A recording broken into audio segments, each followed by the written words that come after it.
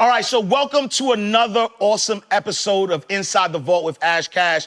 I can't even say I'm excited about this interview. I'm more than excited because the person that we have is I consider a living legend, right? And I'm giving him all this pressure. I'm gonna put the pressure on him, right? Living legend, somebody that I've watched online, for many years, change lives, right? Somebody that I've watched. He's your influencer's influencer, right? Somebody who's built a movement from scratch and really, built a conglomerate, if you say. But what intrigues me most about this young man is the mindset, right? This is somebody who is a master manifester. Ladies and gentlemen, Mr. Jullien Gordon. What's up, brother? What's going on, brother? Happy to be here. Thank you. Pleasure. Mr. MultiFamily, Mr. Master Manifester. I know I did that on purpose. I gave you a lot of pressure.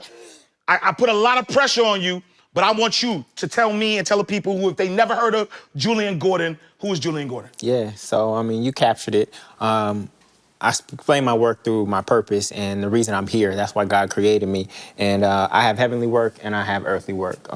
My earthly work, many people know me for that, which is Mr. MultiFamily, helping people buy their first multifamily home, leading the multifamily movement, have thousands of students going through that process with me. We recently reached 100 closings on properties across the country. And so if you multiply that out by 100 closings, triplexes, 300 doors, $300 per door, together my students are bringing in $1 million in cash flow every single year forever. Wow. Right? And so this movement has just got started, but my real work is actually my heavenly work, and that's where financial spirituality and rich and righteous comes in, and that's really retraining people's minds to move from poverty consciousness to wealth consciousness. And so I'm really excited about that as the book is on its way to coming out, and I believe that that's going to have a huge impact on our community and how we think about and relate to money. I love it. And so I want to backtrack a little bit, right? Because I know that, I call you a humble millionaire. We're going to put all your business out here, right? Humble millionaire who has been able to amass wealth. And when I think about, your ability to amass this wealth, you started your business during the last recession. Correct. Right? Talk a little bit about that whole process, like from where you started, you decide, what was the decision you made that said, you know what, I'm going to start this movement. And then from that point, you were able to, create a portfolio of properties and create financial freedom for yourself, for your family. Talk to me about that genesis and, how'd you get to this point? Yeah, so that was January 9th, 2009 when I quit my last job, and forever will be my last job, right? And I felt pulled by my purpose. And at that time, I'd saved up about 6 months of runway. My cost of living in Brooklyn, New York at that time was $3,000, so I'd saved up $18,000. And despite it being the bottom of the last recession, I said, I'm going for this because, again, my purpose was calling me. The belief that carried me through that time was that if God created me for a purpose, right, then it would be cruel of my creator to create me for a purpose and then not give me everything I need to succeed at that purpose. Ooh. So I just stepped out on faith, and here I am, what is this, like 12 years later, and experiencing the most abundance that I could even imagine. And when I was literally leaving my job in a small Brooklyn, New York apartment with $18,000 to my name and still starting my business. I had no revenues at that time. So so that was the beginning of the journey. The journey unfolded and has continued to unfold in many ways. I call it failing forward. It hasn't all just been a sequence of successes, right? And so first started out with workshops in my living room, teaching people how to get clarity on their life purpose. That was related to my first book, The 8 Cylinders of Success. And then that evolved into speaking at colleges and companies, which I know you did for quite some time. But I knew after speaking at hundreds of colleges and companies that that wasn't the end game for me. And fortunately, I started to pivot before COVID hit because we know people who are in that business have taken a huge hit. And I started teaching more online. And so I've taught everything from online entrepreneurship to how to create masterminds. And as I was building and amassing my wealth from my speaking speaking business and teaching online, I was dumping my resource, the economic resources that I was generating into real estate. And so I got one property, then the second, then the third, then the fourth, and people started asking me, how are you doing this? And so naturally, as a teacher and an educator and wanting to empower as many people as possible, I started teaching people how to do that. And of all the movements that I've initiated, this is the one that has taken the most hold, and because I think it speaks to an innate need that we all desire, which is to not only have home, but to have assets in our families. And so my inspiration comes from Harriet Tubman. That is my ancestor spirit who I look to. And, you know, over the course of a decade, she freed 300 people, getting them across the Mason-Dixon line by making 19 trips over that period of time. And so right now, my focus is to get 300 people to close on their first multifamily homes. She was the #1 conductor on the Underground Railroad. I call this the above ground railroad. It is literally right there, real estate above ground, there for us to see. But many people didn't see it as a road to freedom because HGTV has taught us to look at real estate as for the aesthetic purposes of it and what it looks like, as opposed to seeing it as an asset. And so literally we've been driving by assets and ATM machines our entire lives, but we weren't aware that we could actually afford them, how we could get into them, that it's actually easier to buy a multifamily home than it is to buy a single family home. And so a lot of people got caught up in the American dream, trying to keep up with the Joneses, single family home, white picket fence and things of that nature, when if they would have simply just got a multifamily home first, then that multifamily would have produced enough income for them to have their single family home free and clear because they wouldn't be making the mortgage payment. Their assets would be making the mortgage payment for them. Wait, I want to unpack that real quick, right? Because I know, you know, I've been a banker for a very long time. I was a banker 15 years. And, you know, even bankers, right, were telling, you know, clients who come in to get their single family home, and that's what was being pushed. But if I understand you correctly, you're saying that if someone were to start that journey of home ownership, don't buy the single family home, buy the multifamily home, and then let the multifamily home pay for the multifamily home, and then keep recycling that cycle until you can pay for that single family home. Is that what you're saying? That's exactly what happened for me. So I bought my first multifamily in Brooklyn in 2013. It was a triplex. And the moment I bought that home, I achieved rent and mortgage freedom. So since 2013, May of 2013, I haven't had a housing expense for the past 8 years of my life. Wow. Because the rents from that property not only pay the principal, interest, taxes, insurance, capex, repair, reserve, and vacancy rate for that property, but they also generate enough cash flow that I can use that to buy other properties. And so right now, my portfolio is about 13 properties in New Orleans, Oakland, Brooklyn, and Baton Rouge. And I don't make any of the mortgage payments. Wow. I don't make any of the utility payments. I don't make any of the tax payments, right? So I'm just continuing to take the economic resource that was created by that first property. So there's a couple different loan programs out there that can get you into your first property. And that is NACA, which is 0% down, very lenient on credit score. And there's a government's FHA program, which is only 3.5% down. So literally you can take control, not own. See, HGTV will give you keys and say, congrats, you're a homeowner. Yep. You're not a homeowner. You only own 3.5% of that property. The bank, as you know, owns the other 96.5%. So we have to be very particular with our language, right? You're a home buyer at that point, right? And so with FHA, you can get in with 3.5% down. So on a $300,000 duplex, for instance, literally that's only $10,500 to control that asset.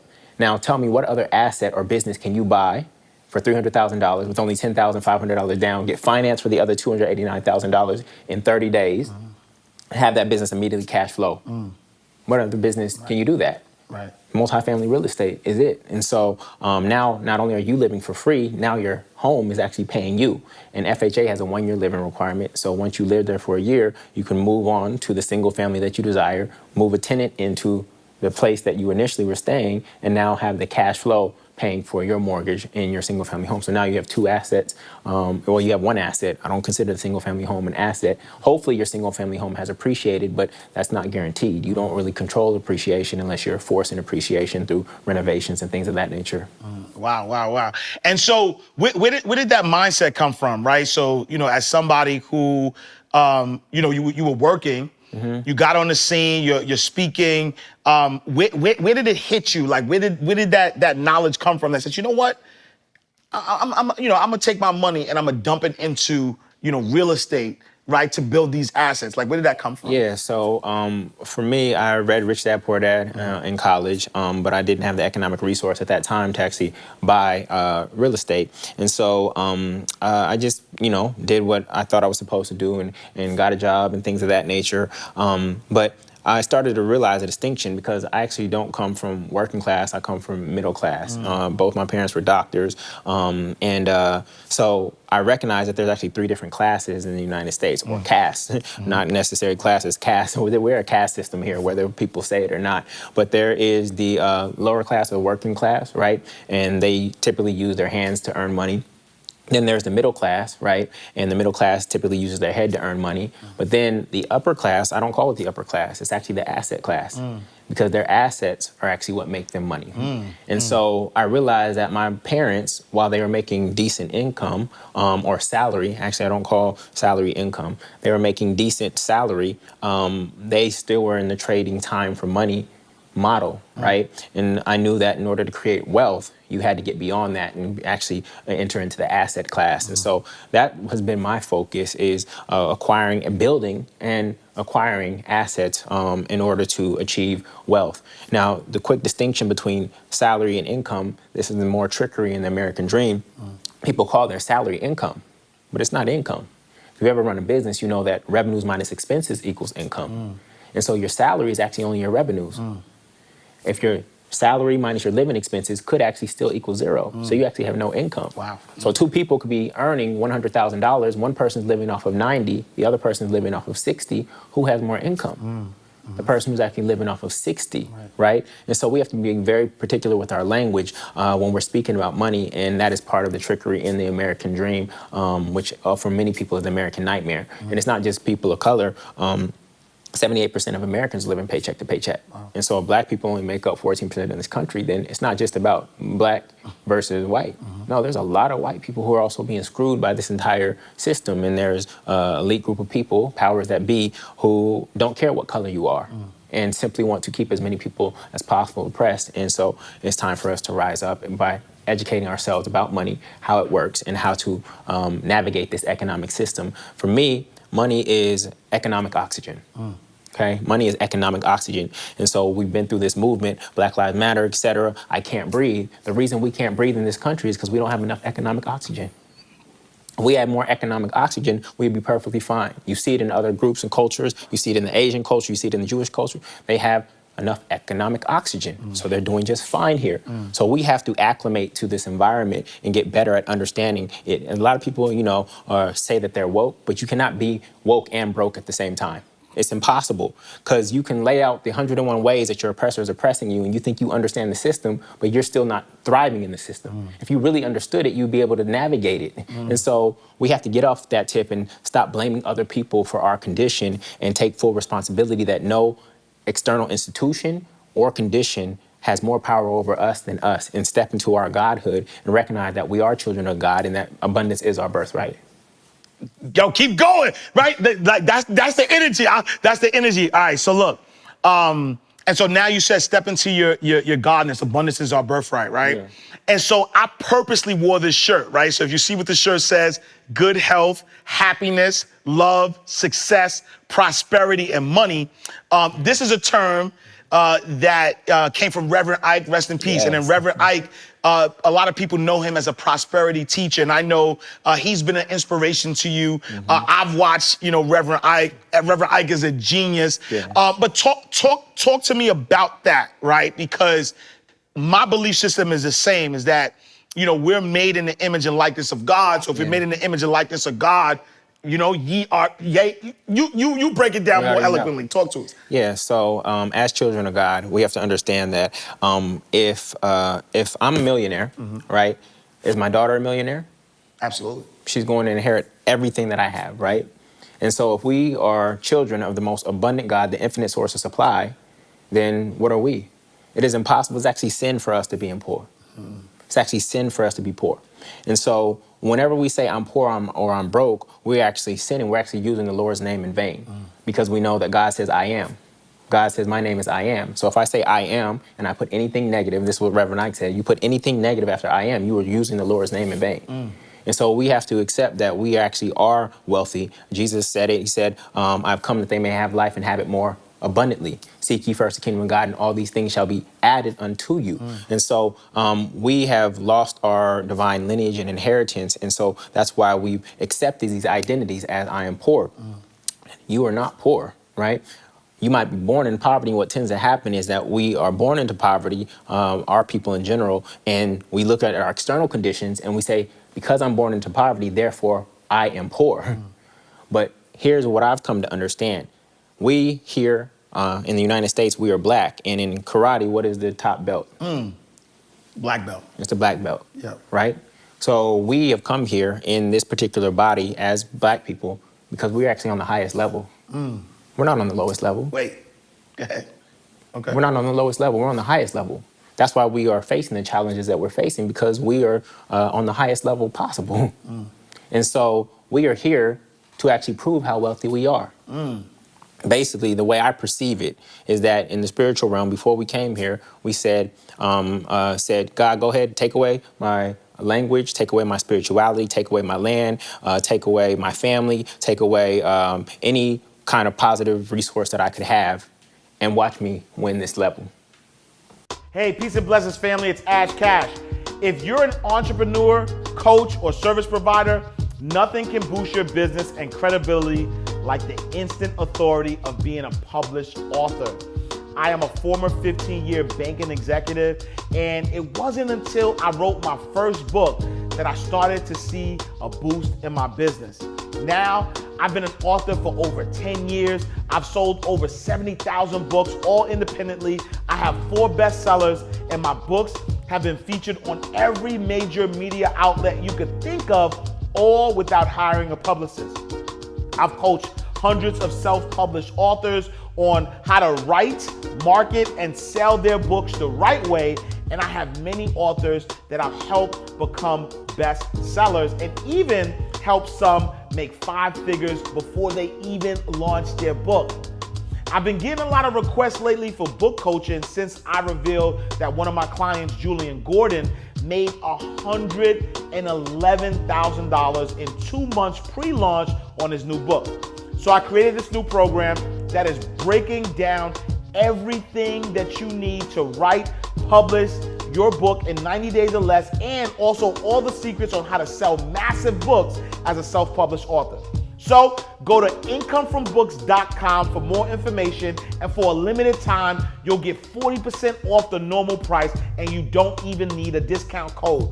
I promise you, it's a worthwhile investment. You have a story that the world needs to hear, so let me help you build your impact and your income. Good people need to do good. So let me help you. I'll see you on the other side. Incomefrombooks.com. So when you look at it that way, you're able to recognize that I'm actually here to overcome these challenges, and that this is actually a sign that I have enough strength, because God would never give you more than you could actually bear. And so the reason we're here is that we can bear it, and we're actually here to prove how wealthy we are by actually having no wealth. Wait, let me unpack that for a second, because I don't want anybody to miss what you're saying. So you're saying, and I love the analogy, right? So black belt, highest level, you know, us black in America, highest level. But what you're saying is that if you were born with everything, right, with all the resources, with everything that God has promised, there really isn't any way to prove God. Yeah. Right? How can Paris Hilton prove her wealth? If you're born into wealth, what is there to prove? How can you prove that you're wealthy? You can only prove that you're wealthy by actually coming to a space where you have no wealth, right, and actually creating it. Put me anywhere on God's green earth and I'll what? Triple my worth, big bars. Anywhere. Anywhere. Okay, so God green earth. That's what gods do. Yes. And by gods, I mean lowercase g. Of course, there is the one, right? Capital G, the OG, right? But then we are all little gods. Jesus said, "It is not written in your law. I've said ye are gods." And we just haven't accepted that identity. And so as we step into that, we will start to receive accordingly. The only reason my daughter might not be aware that she's actually a millionaire yet, and the only reason that we don't recognize how wealthy we are is, 1, she's not ready to receive it. Right? 2, she actually doesn't know what her father has in store for her, or she's not in alignment with the will of her father. Right? And so her father may say she's not in alignment, so therefore I'm going to give this resource to a trustee to manage it because she's not ready, right? She's not in alignment with how I want this energy to be used. For me, money is just stored energy. It's stored energy. A lot of people say, oh, money is the root of all evil. That's not what the scripture says. It says the love of money is the root of all evil. Money is just stored energy, right? It is an inert spiritual substance that doesn't have any charge whatsoever. What gives money its charge is the charge of the person who's holding it and the direction in which they use it. And so for me, what it means to be rich and righteous is to take this stored energy and actually use it for good and for God. And so I don't perceive any money that is in my account at this moment in time as mine. For me, it's all stored energy that I've been blessed with to use, and I've been a steward of it. The reason God keeps pouring into me and money comes to me and through me is because the buck does not stop here. It knows that when I receive economic resource, I'm going to do the best I can to immediately put it into use. A lot of people who store up money in a bank account, basically what they're doing is they think they're establishing financial security, but what it's really doing is it's actually hiding their insecurities. They think they're establishing financial security, but a lot of people who hoard money, they are trying to squeeze God out of the equation. Right? There's scripture and a story about the Israelites navigating the desert, and the desert is a symbolism for the wilderness of the mind. And they were given manna every single day, and they were supposed to use that manna that day. They weren't supposed to store it, or else it spoils. And we know that's exactly what money does, right? Through inflation, it spoils. You put money in a bank account like this, we know that it is losing its actual value. Scripture says, "Do not give your pearls to swine." But what do we teach our kids to put their money in when they're little? Piggy bank. In a piggy bank. Yep. We literally program our kids to give their money to swine, their pearls.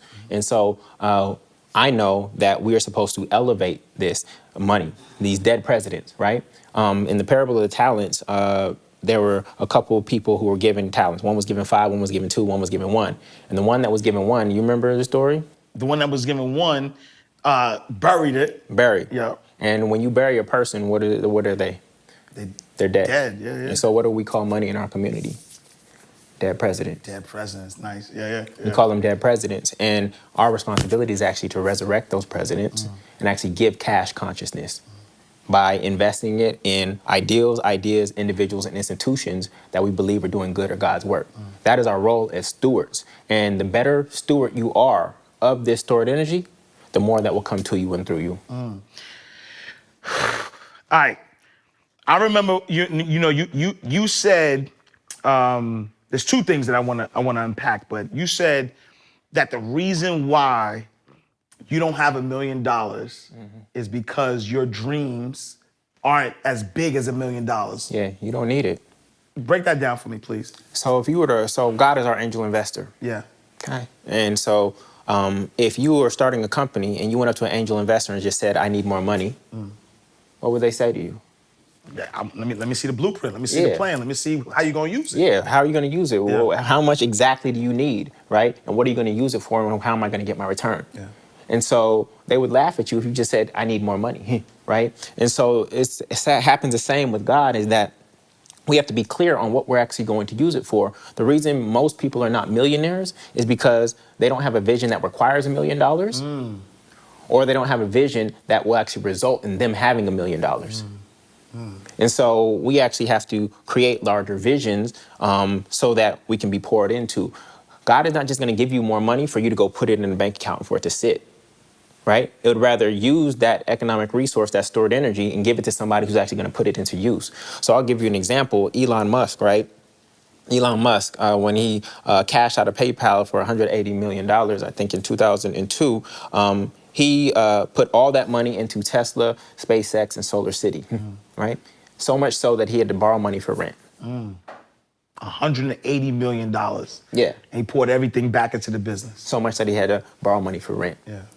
Elon Musk is operating at one of the highest levels of wealth consciousness ever. Obviously, he achieved the status of the richest man on earth. And he's grown that $180 million at a rate of 44.44%. And we know that number is sacred. 44.44%, that 180 million has grown to be the 192 billion that he has right now. So he is using that money. He's not hoarding it. Elon Musk's wealth isn't stored in a bank account. He can't go cash that out. When you actually have net worth, it means that your money is actually in assets being put to work, being put to use, right? We know that these presidents, especially George Washington, enslaved our ancestors. So you think I'm gonna get a George Washington and let him just sit there and be lazy? I'm gonna work his ass. And every one of his homies, Right. they're gonna work for me. Right? And so you cannot achieve wealth when you work for money. You have to get to a space where money works for you. Now, here's the problem that I see happen in our community right now as this wave of wealth consciousness is occurring. We're giving people tons of wealth strategies, right?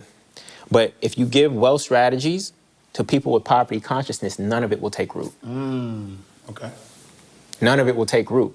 And if we're giving people too many at a time, it'll get confusing. And so what I found, and when you look at the sequence, and I'll give Jay-Z as an example in a second, if you look at the sequence, you typically have to focus on getting one stream to pop first. And then once that one stream pops, then you start diversifying into other smaller streams, either that are have synergies or that allow you to diversify completely. And so Jay-Z, if he would have tried to start Rockaware, Rockefeller, Armadale, Spotted Pig, 44 Club, all at the same time, he would have failed. And he wouldn't be the Jay-Z that we know. But he knew that his lane was Rockefeller, right? And they focused on that and getting that popping. And then once that was popping, then you start to diversify into these other lanes like Rockaware, which was synergistic because they could actually market their own clothing in their videos, et cetera. It was in alignment, right? Hotels, Spotted Pig, probably not in alignment. 40/40 Club, kind of in alignment, et cetera. And of course, now he's into all kinds of different, alcohol was in alignment, right? So, as we're on this journey to create multiple streams of income, they say the average millionaire has 7 streams of income, et cetera. You have to figure out what your primary stream is. And then when you don't know how to invest money back into your primary stream, then you use that extra resource like I did with real estate to invest in subsidiaries, right? And so that's one of the keys. And so I love everything that you're saying. But what you know, a lot of what I've heard so far, right? Biblical principles, and it almost sounds like religion. Some people may not believe in the doctrine of Jesus Christ, right? And so, you know, why should someone who may not be religious or Christian or believe in the doctrine of Jesus Christ, like really accept what you're saying about, you know, God and your God self? Oh yeah, this has actually nothing to do with religion. For me, first and foremost, I believe everybody has their own personal religion. Everybody has their own personal relationship to the Creator. 2 people could be sitting next to each other in a pew on a Sunday in the same church, but still have different relationships to their Creator. So the way I define my religious beliefs is I'm a child of God. That is it. And anything below that, any identity I accept beneath that, actually limits me. And so that's first and foremost. But when we actually look at religion or Christianity in general, one, we know that God is not Christian. Okay. 2, we know that the Bible is not Christian. And we also know that Jesus was not Christian. So these principles that I'm extracting are actually universal principles, but I've extracted them from this book that has had a timeless impact on our society and our culture, and I believe they transcend any particular religion. The same rules, just like gravity, apply to everyone. For me, given my upbringing, this happens to be the book that resonated with me the most and where I was able to see and extract these universal principles that actually apply to all. I love that. I love that. And so, you know, there's somebody watching right now. They love what you're saying. They understand, or they have an idea of, you know, they're not supposed to let, you know, that you want to put your money to work for you. But, you know, what advice would you give, or how should I use my money? How should I make my money work for me? Yeah. So this is a big one. So I have 7 ways to think about you using your money, because money is in our experience. We use it every single day. And if we actually had a scoreboard to help us determine if we were using it in the highest way possible, it would help us. And so I have 7 ways to score yourself every single day when you're using money. The first one is actually a -2. It's actually -2. And that is you losing money. And the number one way we lose money is through taxes. And so when you learn how to navigate tax strategies, when you incorporate yourself and you're able to expense things, it'll change the way that your tax liability every single year. I have no tax liabilities because of all the write-offs and deductions that I get from real estate, my businesses, and things of that nature. And so the first step is not to lose money. I think that's Warren Buffett's rule number 1 and 2 as well, which is rule number 1, don't lose money. Rule number 2, do not lose money. Don't forget rule number 1. Okay? So that's -2. -1 is spend money. When you spend money, you end money because you only get to use it once and it's gone. We're supposed to circulate money, and to circulate means to return to point of origin, right? And so that's -1 is spending money. 0 is actually saving money, right? When you save money in an account, especially at 0.03% interest rate, that means that you're only getting 3 cents on every single dollar over the course of a year. So you're saying, you telling me don't save money? Don't save money, okay? Beyond your emergency fund, whether that's a 6-month emergency fund, whether that's 12 months for you, after that, you want all of your money to be in play. Okay? Because right now, at 0.03% interest in a Bank of America savings account, you take the rule of 72, 72 divided by 0.03 equals 2,400. It means it'll take you 2,400 years to double your money in a savings account. 2,400 years, right? So you're not supposed to save money, right? And going back to the parable of the talents, the person who buried their money, that was equivalent to saving money, right? Then there's +1. Now we're starting to give money a positive charge, and that's donating money. And donating money is good, but oftentimes we are donating it to nonprofits that have a poverty conscious. You notice nonprofits that are always begging for money, asking for money, having to raise money, and it's actually taken away from them doing their work. And you can actually create a nonprofit that has a sustainable business model. We see it with educational institutions. We see it with hospitals all the time. And so my challenge to nonprofits is really to think more creatively about their business model. If they really want to serve, then they need to serve sustainably so they don't have to always rely on outside resource and donors to actually make sure that their mission continues. But positively charging money, that's better than you saving it because now it's in use if we're good. Then +2 is actually expensing money. Expensing money is different than spending money. When you spend money, it's gone to a liability, right? But when you're expensing money, you're actually expensing it within a business to facilitate the business's growth. So it's different than spending money because spending money is just for like leisure and casually. But expensing money, it's actually towards the growth of something. So that's +2. +3 is actually investing money, okay? So now you're usually, in this case, putting your money into an investment like real estate, or you're handing your money to an individual organization to invest on your behalf, right? And so now your money is out in the world working, and hopefully you're investing in things that you care about and you believe in. And then number 4, +4, is actually you learning how to multiply money. It says be fruitful and multiply. Be fruitful and multiply. And so we have to learn how to multiply money. And when you're multiplying money, that's typically through your own business. It's typically through your own business where you learn how to multiply money. And that's the level that I'm operating at right now, is the level of multiplication. And this is where I want everybody to reach. Be using your money in levels 3 and levels 2, 3, and 4. Wow. And so 7 point, -2, -1, 0, 1, 2, 3, 4, with 4 being the highest level of multiplication. So, like you said, having those dead presidents work for you, putting them out to work, multiplying and bringing that back. And so, when you think about, being rich, I want to come back to come back to something that you said, where you can't be woke and broke, right? You can't display God, right? And be worrying about your bills and things of that nature. We're at a space where it's COVID-19, people are losing jobs.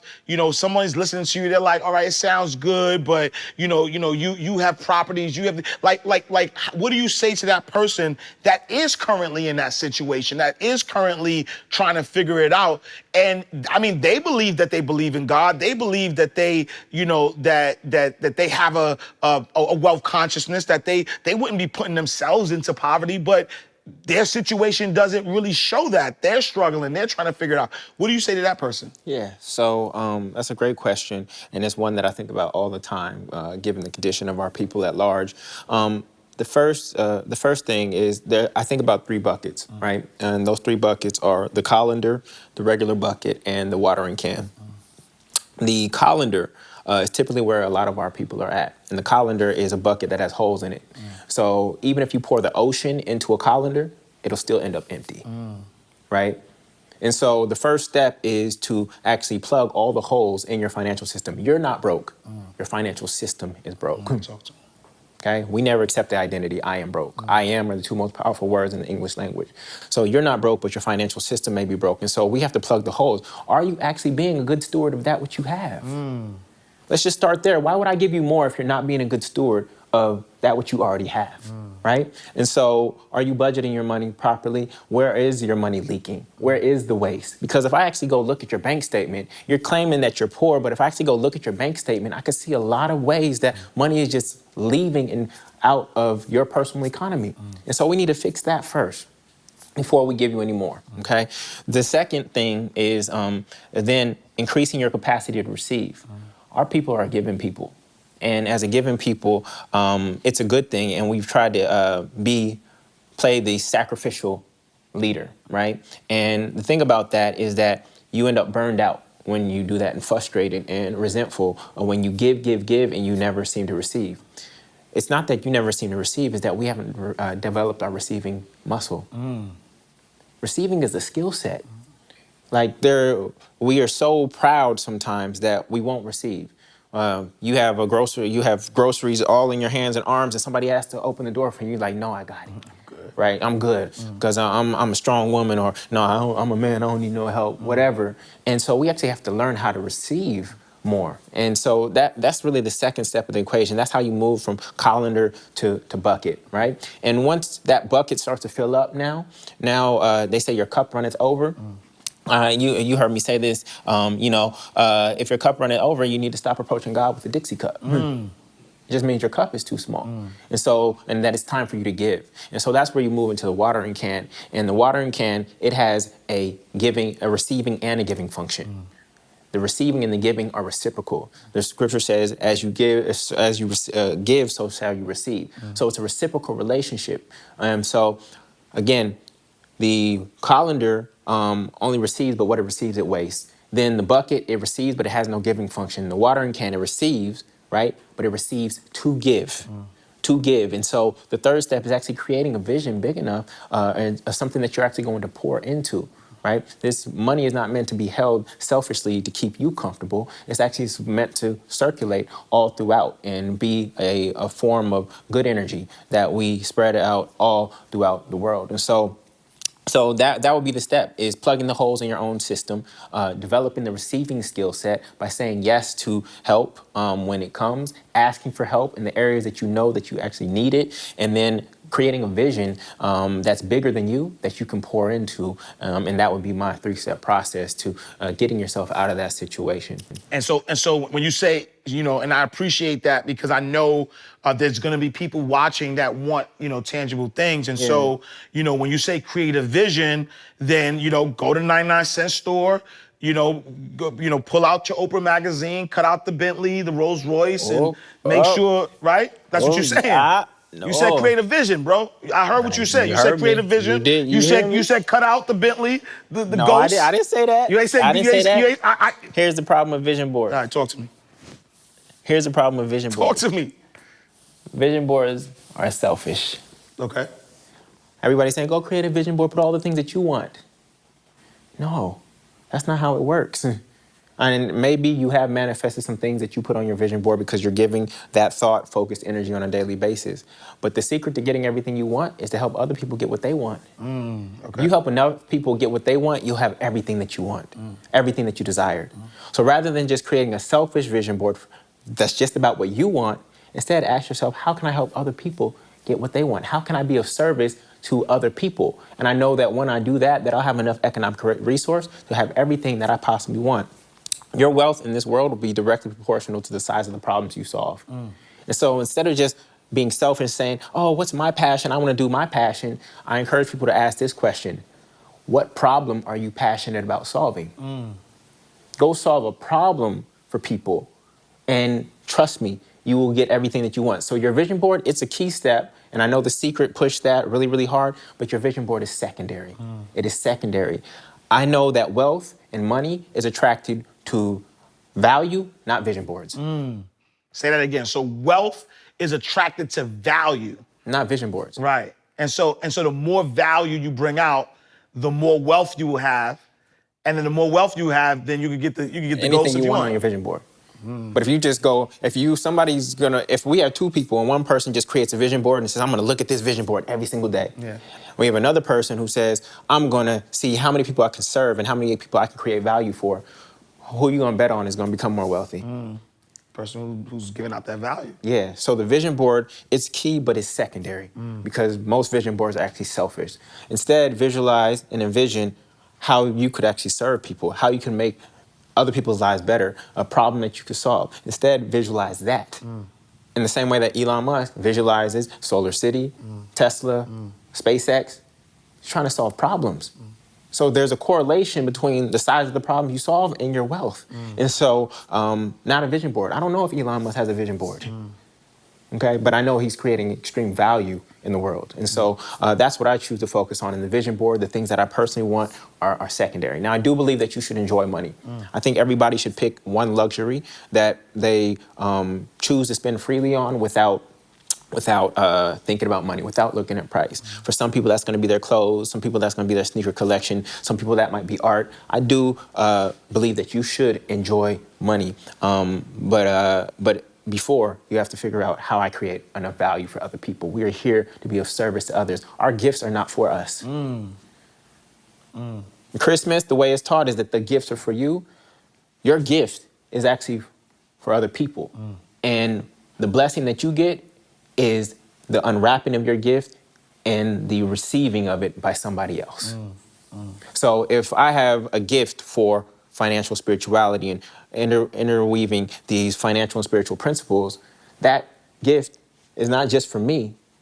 The blessing I get is when I get those DMs, when I get those comments on YouTube videos, when I get emails, when I get phone calls, when I bump into people in public and they say, I watched this, and that is the gift to me, not the actual thing. And so we're meant to give our gifts, and a lot of people are trying to get to wealth by just stacking bread themselves without thinking about, actually, how can I just serve more people, right? We are in this space of where we chase money. And you're not supposed to chase money. We even say it in our culture, paper chasing. You're not supposed to chase money. Anything that you chase has more power over you than you over it. It is sucking you into its gravitational pull. We're supposed to attract money. And so we ask ourselves, how do I become more attractive? And I'm not talking about physically attractive. I don't care what you look like in the mirror. How do you energetically become more attractive? Nikola Tesla said, if you want to understand the secrets of the universe, you have to understand energy, frequency, and vibration.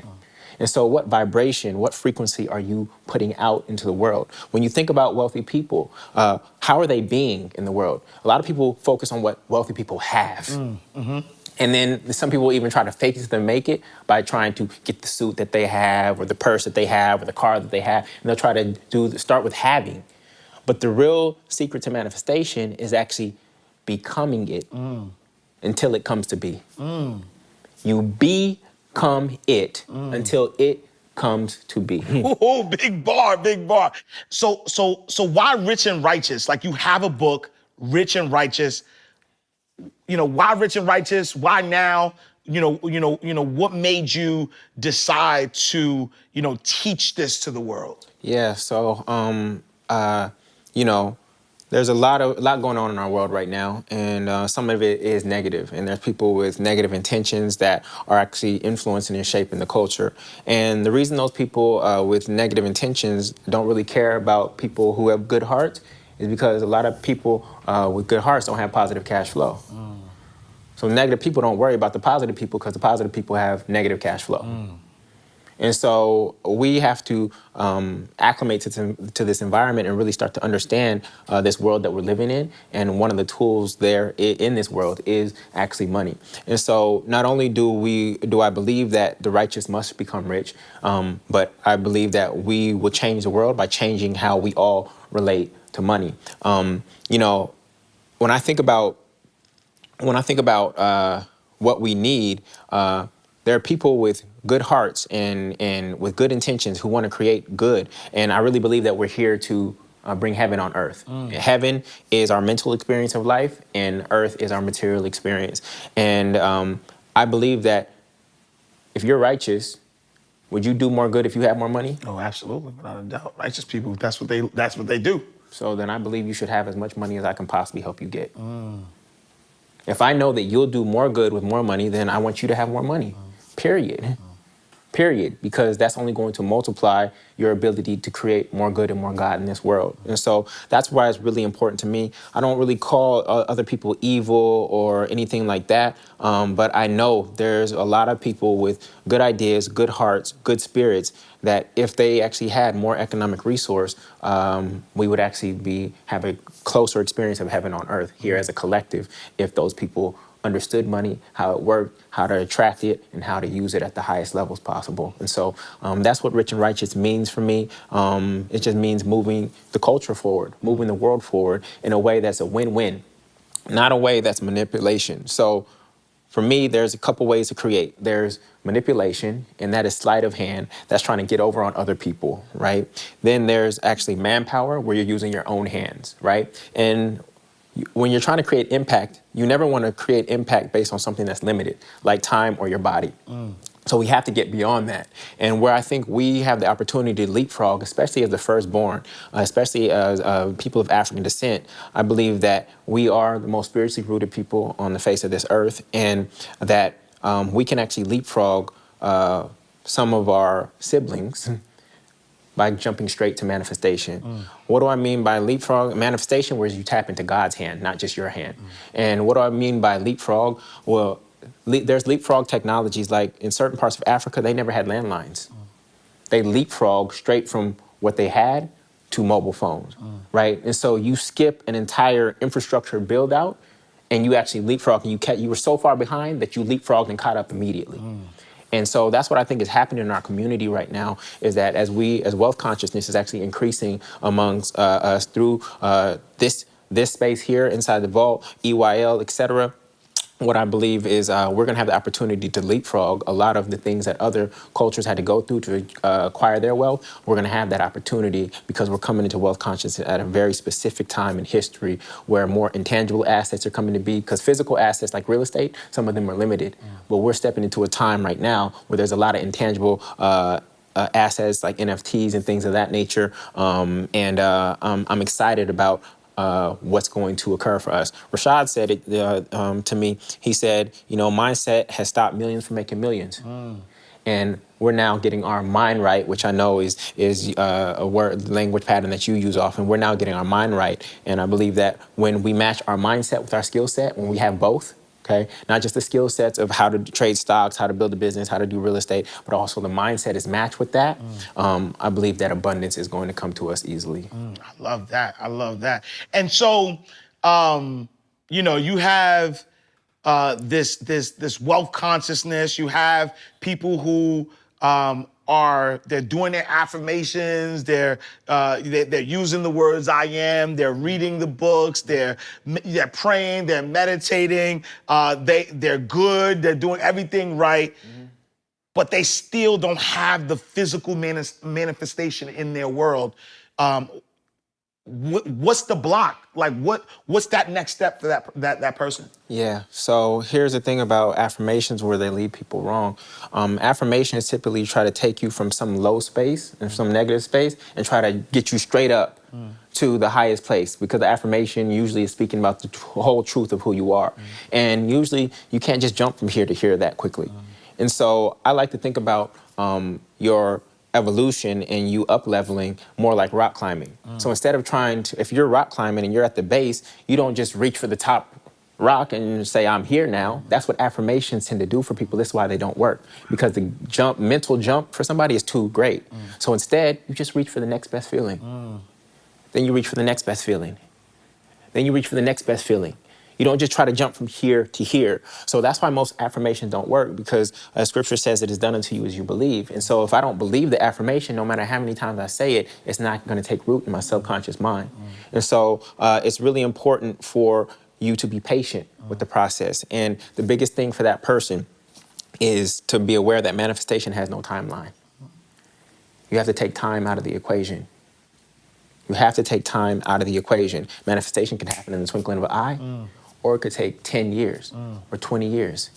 If you remove time and you just hold on to the belief, then you'll start to see things happen. Because basically, when you put a timeline on manifestation, you're saying, hey, God, look, I'm going to do this for 3 years, and if it don't happen in 3 years, I don't believe in it. Which is really not belief. That's not belief. If there's time attached to a belief, Correct. then there's no belief. There's no belief. Yeah, I love that. I remember watching a video with Tony Robbins, and Tony Robbins talked about a kid, right? Like parents, who have children, and trying to make your child walk, right? And you tell your child, hey, at 10 months you're gonna walk, and you pick the child up at 10 months, and the child falls down. Yeah. At what point does the parent, right, say, you know what? It didn't happen at 10 months, so you're not gonna walk. Yeah. You're gonna try at 11 months. You're gonna try at 12 months. You're gonna try, and you're gonna keep on going because that belief system, I mean, obviously, if there's, any like physical ailments and things of that nature, but minus that, if this is a healthy child, there is this belief system, there is this expectation that this child will walk. Whether, I have 2 children, right? My daughter, she started walking at 10 months. My son, he started walking at, he had 13, 14 months. Yeah.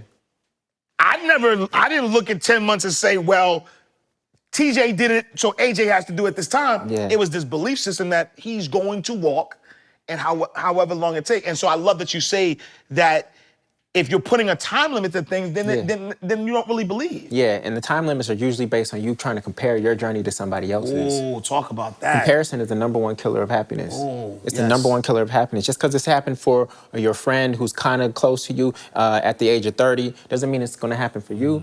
I think Morgan Freeman, he started his acting career in his like 40s or 50s or something like that, So that is, first and foremost, is comparison. I had a similar story with my daughter. She we were at a New Year's Eve party, and a child her size was there, and this child was walking, right? And she was taking a little bit of time to walk. We were like, when she's gonna walk, etc. She saw this child walking at the New Year's Eve party. Guess what happened the next day? So there's power in proximity. Wow. There's power in proximity. And so that's why I really believe in mastermind groups and surrounding yourself with people who are on the same, actually not the same level as you. You actually want to surround yourself with people who are at higher levels than you, right? That doesn't mean always having somebody that's way up at the top. You just need somebody who's one step ahead of you in a specific area of life. So you may have a friend who's ahead of you in your health life, right? You may have a friend who's ahead of you in their romantic and relationship life. You may have a friend who's ahead of you in their financial life. You may have a friend who's ahead of you in their professional life. They can all support you because they're going to up-level you through the power of proximity. But the reality is that God actually has nothing else to give to us. Everything was already baked inside of you when you were born. I'll give you an example. When you throw a toddler into the water, they automatically know how to swim. There's a divine intelligence inside of you that will allow you to achieve everything that it is that you desire to achieve. You have to pick up some skills and things of that nature along the way, but there's people who, even with that divine intelligence inside of people, there's people who don't know how to swim. How do they forget how to swim if it was already inside? So these fears, right, and these limiting beliefs actually stop us from activating the divine intelligence that's already inside of us. Wow. Everybody who does not know how to swim unlearned how to swim, either because they saw somebody drown, they heard enough drowning stories, they had a bathtub experience, etc. They unlearned how to swim. It was already in there. I could have thrown you in at 6 months and you would have just, on the back, just like that. Right. So you unlearn that. So I believe that everything is already inside of you that you need to succeed. And that when you stay on your path and you're in alignment, all the things that you need and all the people you need, anything that's outside of you will come to you naturally. You will attract it. And so, it's those limiting beliefs. I believe that it says, be ye childlike. And why does it say be ye childlike? Doesn't mean just run around and play. No, just having the belief of a child, having the joy of a child. Right? For me, what it means to be born again is not dipping my head in some water. For me, born again is actually returning to that childlike state where we actually get to have fun with this thing called life. As adults, we get to take all the wisdom of the journey thus far and get to play again and actually enjoy this experience that we call life bring heaven, our mental experience on earth, so that those two are aligned and are one. That's when you're actually experiencing heaven. Heaven's not some place you go to in the sky afterwards. It's actually here, and the kingdom of heaven is here and now for you to experience. And you're either having a heavenly experience of life or a hellish experience of life, right here in the present moment. Wow. And so that's what I believe. Wow, powerful. And then so you talked about masterminding, right? Yeah. And I know you connected with a business partner, and you're building something phenomenal in Louisiana. Talk to us about that. Yeah. That's my brother Anthony Kimball and Tevin Wade. We're out in Baton Rouge, Louisiana. We raised $3 million through the Buyback Baton Rouge Fund. Developing 160 multifamily units out there right now. I'm there 2 days a week doing that work and pushing those developments forward. And we wanted to create an opportunity for the community to come together and invest together in real estate, a tangible asset. God's first gift to man before life was actually land.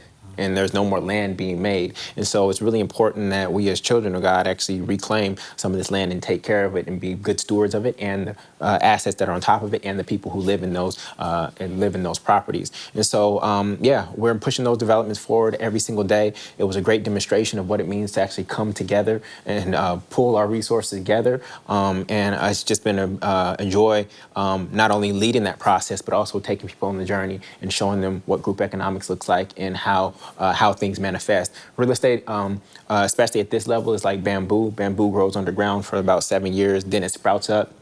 And so we're in it's not going to take 7 years, but we are in that phase where things are underground. But we know that in the next few months, we're going to start laying foundations and things of that nature for like our new constructions in particular and some of our bigger projects. And you're going to see things sprout up. And we're going to change the entire community, 2 communities, Eddie Robinson Senior Historic District in Baton Rouge, which is right between downtown and the Garden District, and then Scotlandville. Those are the 2 neighborhoods that we're focused on. So we really believe in concentrated community development. A lot of people have real estate portfolios or developments, and they're scattered.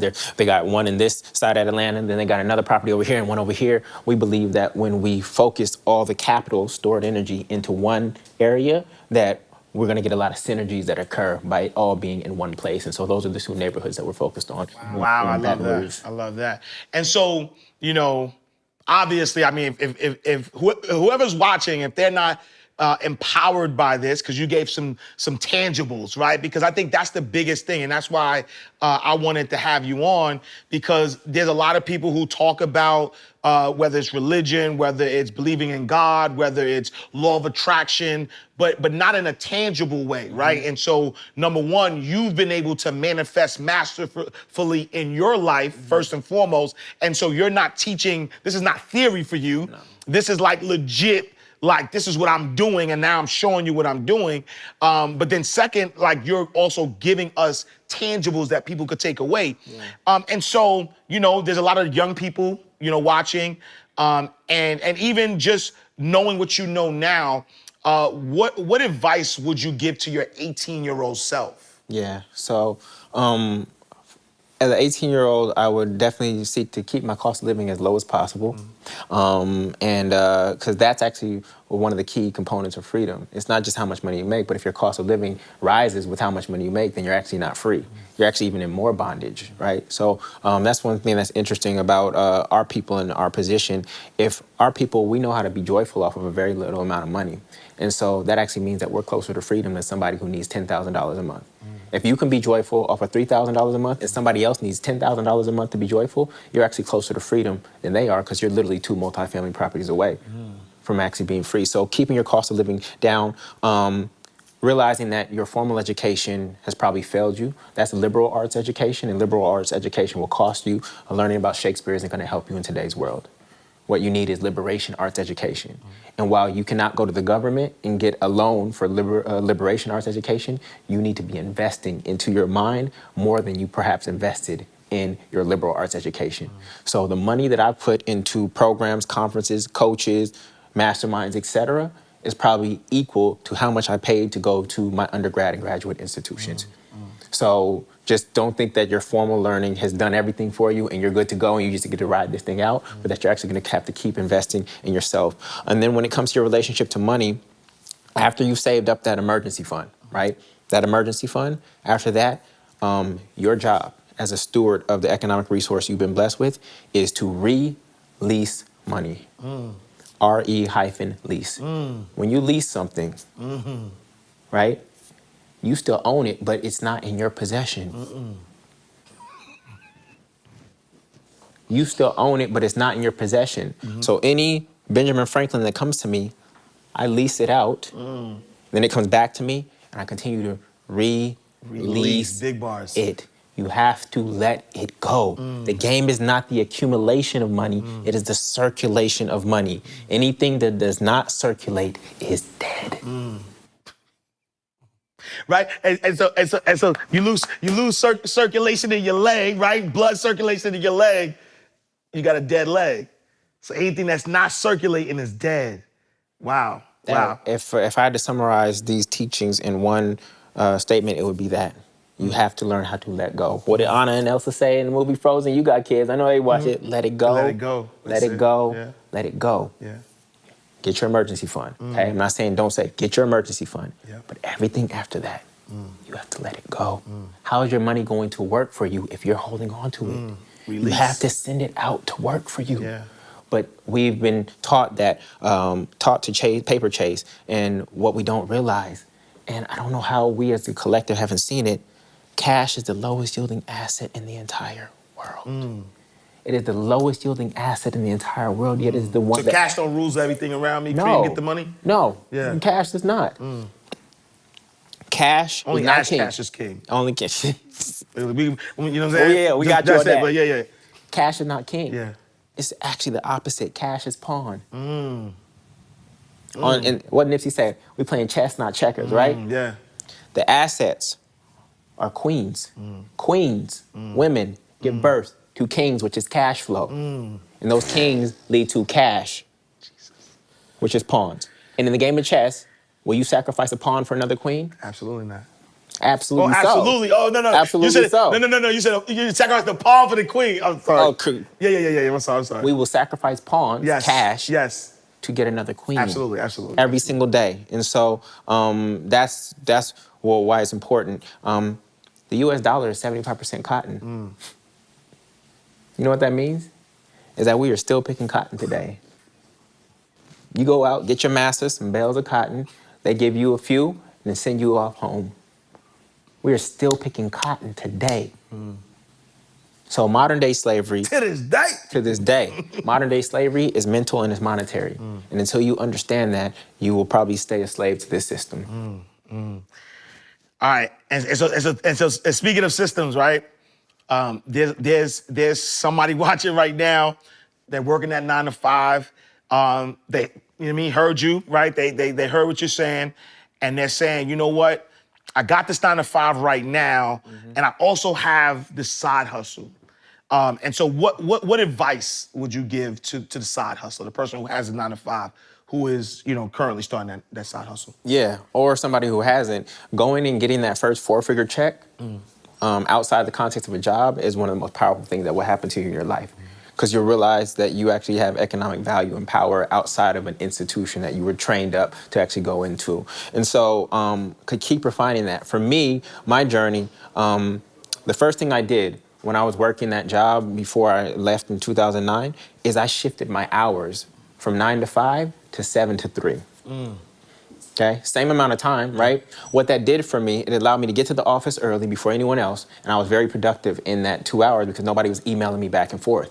But then I would get off at 3, the sun would still be out, I would go home, take a nap, eat, and then while everybody else was commuting from work tired, I felt like I had a second half of my day because it was 5 o'clock, I just rested, and that's where I wrote The 8-Cylinder of Success. That's where I wrote my first book, simply by shifting my hours, right? So that was the first, because it's not just about time management, it's about energy management too, okay? So that's how I shifted my day, and I just encourage you to go sell something.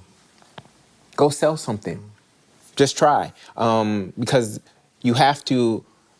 I had a negative relationship to sales. You get these images of the sleazy car salesman and things of that nature. And what I realized, what helped me is a divine download that I got, that sales is simply the process of getting someone to accept help. It's not this sleazy thing where you're trying to get over on people. Are there people who sell like that? Yes. There are people who try to use all kinds of persuasion tactics and things of that nature. But when it comes down to it, sales is simply the process of getting someone to accept help because you know that you will help them get to their destination faster, safer, and easier than if they go at it alone. They will make more mistakes without you. And so from that sense, you actually have a moral obligation to sell what you have to somebody who it can genuinely help. And so I encourage people to identify what is, if you have the 9 to 5, what is the skill set that this job is really paying me for? And who else might be able to benefit from this skill set that I could sell this skill to independently if I enjoy the skill set. But if you don't enjoy the skill set, then I encourage you to think about how to create passive income that works for you even while you are at work and while you're asleep. I mean, literally, when you think about $100,000 a year, it sounds like a lot, especially if you're only making 40 or 60 or whatnot. But $100,000 in a year divided by 365 days, and when we're talking about passive income, meaning income that can come to you at all times of the day and the night, that's only $274 a day. Divide that by 24 hours in a day, that's about $11.40 per hour. Divide that by 60 seconds, that's 19 cents per minute. So everybody who's on a 9 to 5 and wants to get free, who's been on the corporate plantation, I encourage you to ask yourself, write this question on your bathroom mirror. How can I create enough value to get 19 cents to come to me every single minute of the day? That's a big bar. That's a big bar. Focus on that, and you might not get there in 6 months, might not get there in a year, but if you continue to focus on that question, you pose that question to the subconscious mind, because the subconscious mind works for you while you're asleep, right? The conscious mind goes to sleep, but what tells you it's time to go to the bathroom in the middle of the night? That's your subconscious mind, right? What keeps your heart beating? What keeps you breathing in the middle of the night while your conscious mind is asleep? That's your subconscious mind. What wakes you up with that business idea at 3 a.m.? That is your subconscious mind knocking on the conscious mind. Hey, wake up, I got an idea. I finally got the answer. So you pose that question, how can I get 19 cents? How can I create enough value in the world to get 19 cents to come to me every single minute of the day for the rest of my life? And your subconscious mind will actively seek an answer for you 24/7 until it finds one. All right, dope. Powerful, powerful stuff. And so, this is Inside the Vault, and like literally inside the vault. And so we like to do a lightning round where we take, some banking terms and just kind of throw them out there real quick and tell you, you tell us what it means, right, to you. And so number one is deposit slip. And deposit slip, when you deposit money into a bank, you're putting money inside. But for us, deposit slip is when you slipped up. So give me a time where you made a deposit slip. You made a mistake with money. Yeah, so it wasn't really a time, it was really the beginning of my business. I thought that money was meant to be accumulated, and so when I was growing my business, I was actually maximizing my profits, and at the end of the year, I would be happy, but then I would get taxed. And as I matured as an entrepreneur, I realized that taxes actually incentivized me to reinvest in my business. And so I started approaching my last quarter differently by trying to say, how can I actually reinvest as much into my business so that I can reduce my tax liability rather than that money just evaporating on January 1st at 1 a.m., right? So that was huge for me. I love that. I love that. All right, let's do cancel check, right? So cancel check, you write a check, there's not enough in the account for it to clear, and so that they cancel it. And so for us, cancel check is a mindset or people or something that you had to cancel while you were on your journey. The major thing that I had to cancel on my journey was thinking that I could do it alone. Especially we are in this world of solopreneurship or self-employment, and I realized that self-employment was just a glorified job. And in some cases, if you do it wrong, it can be worse than your job because everything is tied to you and you're wearing all these different hats. And so I learned how to hire the right people either in the organization or find the right consultants and coaches to execute on things that I didn't enjoy doing or that I wasn't great at, and that allowed me to expand and focus on my wheelhouse and where I was the strongest. Oh, I love that. I love that. And then last but not least, trust account, right? Trust account. Everybody wants to be the trust fund baby where they have the funds and they have something to lean on. So when we think about trust account, who are those people that you add into your trust account during your journey? Yeah, I did not get here alone. There are many people whose shoulders I'm standing on. And it's not just one mentor, it's actually various mentors, people who are my age, people who are older than me, that I call for very specific things. Like, this person is great at this person is great at this. So it's not one mentor that I rely on for everything. There are specific people that I know to reach out to when I feel stuck or blocked in a certain space, from spiritual guidance to financial to entrepreneurship to marketing to real estate, etc. And that they make up my trust account. Oh, I love that. Like when you put out your book, you call the book guru. Yeah. And you got the book coach, but that's, you know what I mean? Yeah. All right. So Jullien Gordon, we appreciate you, brother. Thank you. I knew that this was powerful. I know, I don't even have to guess. I know that everybody watching this has gotten something special out of here. So I appreciate you, brother. You know, infinite blessings. What's next for Jullien Gordon? I'm so excited about Rich and Righteous book. It just came out. I'm so excited about it. You know, we had already had tons of pre-orders, but it's spreading across the country right now. It's catching that wave, and people are really being impacted by it. So I just want to expand that and get that wealth consciousness out into the world to shift our community from poverty consciousness to wealth consciousness before we start adding more financial strategies onto their plate. And then, of course, I'm focused on getting to 300 multifamily closers. That was Harriet Tubman's number. Right now we're at 100, and I'm looking to get to 300. So I'm doing everything in my power to help my students in the multifamily movement get to 300. So.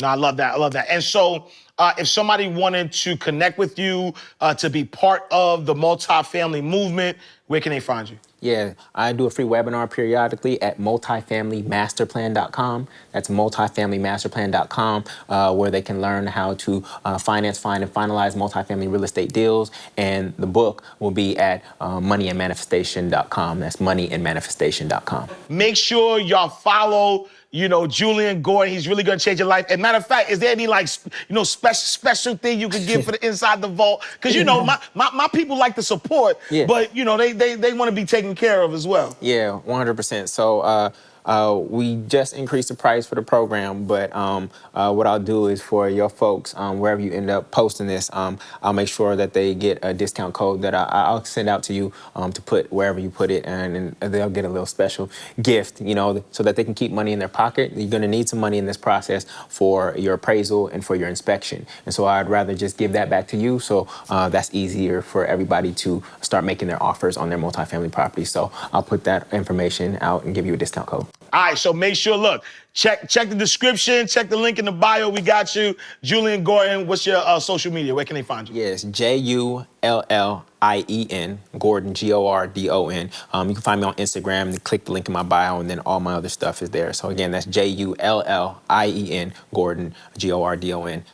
Another classic interview, Inside the Vault with Ash Cash. Thank you so much for tapping in. Thank you for tuning in. Make sure you stay in touch with us. Make sure you watch us. Next episode is going to be fire. We're going to keep bringing you fire. I appreciate you. Till next time, in God's will, peace.